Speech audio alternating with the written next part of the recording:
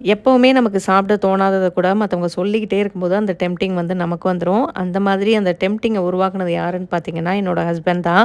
பரோட்டா சாப்பிடணும் போல இருக்குன்னு சொல்லிட்டே இருந்தாங்க. அப்படியே களத்துல இறங்கி ஸ்டார்ட் பண்ணியாச்சு. பரோட்டாவுக்கு மெயின் வந்து பார்த்தீங்கன்னா, சால்னா தான். ஸோ ஃபர்ஸ்ட்டு அத பண்ணிடலாம். பேன்ல கொஞ்சமா எண்ணெய் சேர்த்துட்டு, சோம்பு, பட்டை, கிராம்பு, ஏலக்காய் இதெல்லாம் சேர்த்துட்டு, வெங்காயம், பச்சை மிளகாய், இஞ்சி பூண்டு பேஸ்ட்டு, அதுக்கப்புறம் தக்காளி, கொஞ்சம் கொத்தமல்லி, புதினா இதெல்லாம் சேர்த்து நல்லா வதக்கிடலாம். அதுக்கப்புறம் தேவையான மசாலா வந்து சேர்த்துக்கலாம்.